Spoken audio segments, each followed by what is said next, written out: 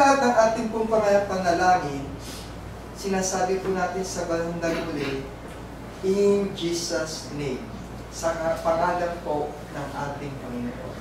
Bakit po kailangan banggitin? Pero bago ko po sabihin lahat yun, nais ko muna ipahiwatig at ituro ang iba't ibang uri ng elemento. Ano po ba yung mga dapat nakapaloob sa inyong mga panalangin?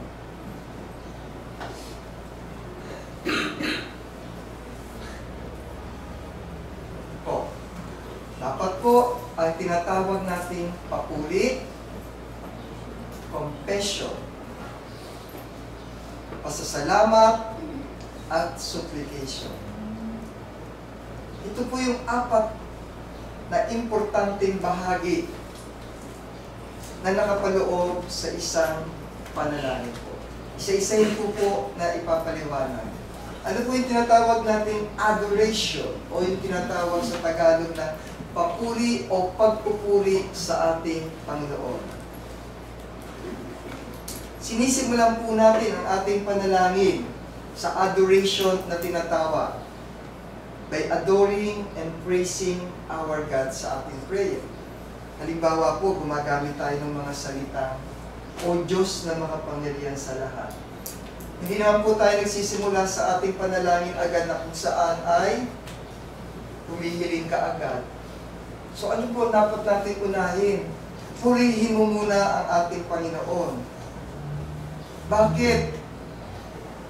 Kasi kung minsan po mapapansin nyo sa ating mga politician, mga ordinaryong tao, minsan nakakalungkot, ina-address mo sila, Honorable Mayor, Honorable Kagawad. Bakit hindi natin i-adore ang ating Panginoon sa may pinakamataas na level? Hindi tayo dapat nauubusan ng mga salita na makapag-praise tayo sa Kanya. Panginoon na lubhang makapangyarihan sa lahat, hindi po ba tinapuna nadidilig natin? Adoration. Dahil kailangan natin pong ipagpuri, ipakita ang Kanyang power and majesty above all things in this world. And that's what we call adoration. Iangat natin ang Panginoon sa pinakamataas na pedestal sa ating buhay. Dahil dito, kapag ina-adore natin ang ating Panginoon, pinapakita natin sa Kanya ang ating mga kahinaan, ang ating mga kasalanan. Sa adoration po, we focus on God and we praise Him for who He is. Nakapokus po tayo sa Kanyang kapangyarihan upang malaman natin na Siya ang ating Panginoon. Hebrew 13:15, sa pamamagitan nga niya ay maghandog tayong palagi ng hain ng pagpupuri sa Diyos. So, pag tayo pinagpupuri, we call it adoration.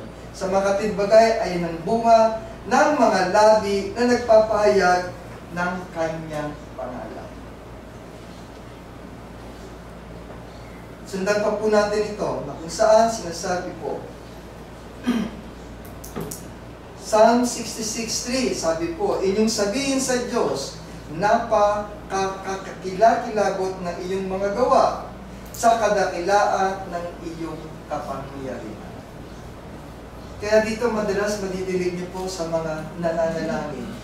Sa una pa lang sinasabi agad, yung mga salitang Heavenly Fathers, Almighty God, Most Holy Father, Heavenly Father, Most Powerful, Diyos na amang lubhang makapangyarihan sa lahat. Ang dami nating maaaring sabihin na patungkol sa pagpupuri sa ating Panginoon.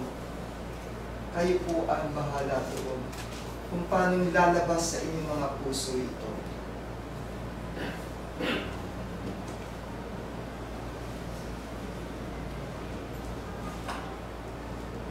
Ikalawang elemento po na dapat ay nakapaloob sa ating mga panalangin ay yung tinatawag na confession o yung pagsisisi. Dito naman po sa confession, We focus on admitting our sins to ourselves and request for forgiveness. Madalas, pagka minsan nakakalimot tayo manalangin, napapabayaan natin humingi ng tawad. Hindi po ba napapansin yun? Nakakalimutan natin na humingi ng tawad. Pero, bahagi po ito na kung saan dapat po sa tuwing nananalangin tayong makasalanan. Sa bawat araw, sa bawat oras na pamumuhay po natin, napakadami nating nagagawang kasalanan. Either we are conscious or not conscious with our sins. Minsan di po natin alam na kapag muna tayo, kasalanan yun. O may nasabi kang mali sa kapwa mo, kasalanan na po yun. Nakakita ka o tumitig ka sa isang babae na may pagnanasa, kasalanan na po yun. And we are asking for our forgiveness every now and then dapat po. Kung tayo nakagawa ng kasalanan, hingin natin ng kapatawaran kaagad. Tell Him where we had fallen in sin. Sabihin natin sa Kanya kung ano yung ating mga nagawang pagkakamali, ang ating mga shortcomings. But we have to be very specific kung ano ang ating kasalanan. Sa confession, dapat po humihingi natin ng kapatawaran. Blessing, lalo tigit po yung strength natin. At bigyan tayo ng lakas sa lahat ng mga pagsubok at temptation na kung saan ay dinadanas ng bawat isa sa atin. Pansinin po ninyo, kapag na-release niyo yung inyong confessions, gumagaan ang ating mga pakiramdam.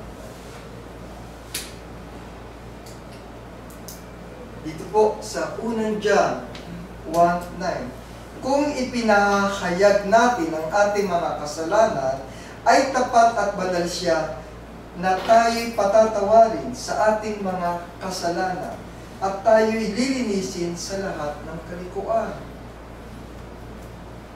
Hiyang-hiya kang humingi ng kapatawaran sa kasalanan mo. Paano kang patatawarin? Uulit-ulitin mo ang mga gawaing tulad na ito.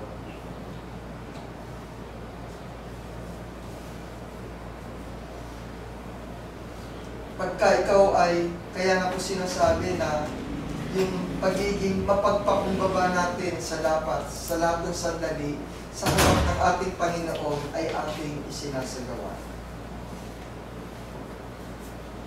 Ano pa po ang sabi na dapat ilang elemento ng ating mga panalangin sa unang John 2:1 hanggang 2. Mumunti kong mga anak, ang mga bagay na ito ay sinusulat ko sa inyo upang kayo'y huwag magkasala. At kung ang sino ay magkasala, ay may tagapamagitan tayo sa Ama, si Jesucristo ang matuwid. Kaya papansinin niyo po, before closing ng prayer, sinasambit natin yun sa pangalan ng aming tagapagligtas. In Jesus' name we pray. Dahil po kapag tayo ay nagko-confess, may tagapamagitan po tayo sa ating Ama, ang ating Panginoong Jesucristo. At siya ang pampalubag-loob sa ating mga kasalanan, at hindi lamang sa ating mga kasalanan, kundi ng sa buong sanglibutan din naman. So, malinaw po na sa tuwing panalangin natin, kasama ang pangalan ng ating Panginoong Jesucristo bilang tagapamagitan natin sa ating Panginoon.